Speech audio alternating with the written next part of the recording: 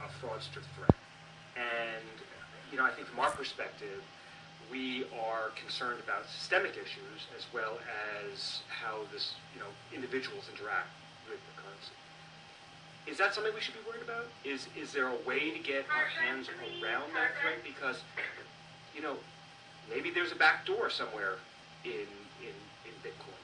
Maybe there's a way someone can get in and destabilize the system as it exists and as people are depending upon it. So we take it up a level as well, and, you know, any insight on that would be tremendously helpful. So what kind of threat are you thinking about? Can you describe that a little bit more? Yeah, what kind of threat are you thinking about? To take off a few, perhaps, as we said earlier in the day, some entity or organization would try to corner the market on the currency. You know, the answer we got before was, well, that might take $700 million to do. Well, you know, in the scheme of things, if you have a hostile nation or something of that sort, $700 million is not prohibitive. If you have a situation where someone wants to injure the blockchain, somehow disrupt it, corrupt it, so it would send everybody who's depending upon it into disarray. How is that, one, a significant concern, a realistic one, and two, is that something that a regulator can, in any kind of prophylactic way, try to prohibit? I actually don't think it's a huge concern that someone will be able to attack the blockchain. I think there are just so many people that are mining all over the world for profit that they're not going to attack the network. And in order for one person or one country to be able to attack the network, it will take a lot of resources, way more than, I mean, obviously, like, some countries actually can attack the network right now, but I think it's going to grow to a point where it won't be able to be attacked. And in terms of regulation, I don't understand why we would need to regulate it, because if, for example, Bitcoin is being attacked and actually someone managed to attack it and destroy it, then another currency that's stronger than Bitcoin will likely replace it. Another currency that is more resistant to a 51% attack, for example, would replace this technology.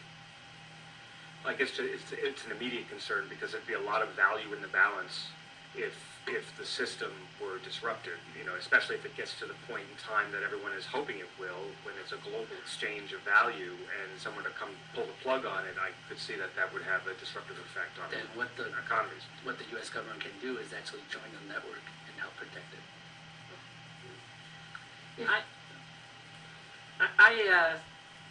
I recognize that there could be a systemic risk. I don't think this is something that you address with licensing. I mean, this is, and I don't even think we're anywhere close to reaching that point.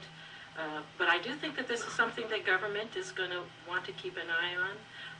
And I don't have the answer about how to solve it. There's any kind of systemic risk. It's bigger than all of us here. But I do think that that's a good issue to keep in mind. I would ask if the risk is really any different than the risk of buying the currency of any particular country that may be subject to an overthrow in the government, a coup, whatever type of a change, where parties would come in and take it over. The other issue is that in many ways you do need to look at this as, depending again, what specific type of currency you're looking at. If you're talking about the cryptocurrencies, where they are really being used as a substitute for cash, when you have a dollar bill, that dollar bill could change, go through 100 different hands before it gets to you. And you may know where you got it from, you would know where you got it from, and maybe the person before you, but you're not going to know probably the other 95 or 6 people in that chain. Does that make it less valid for you to go and put it into your bank account?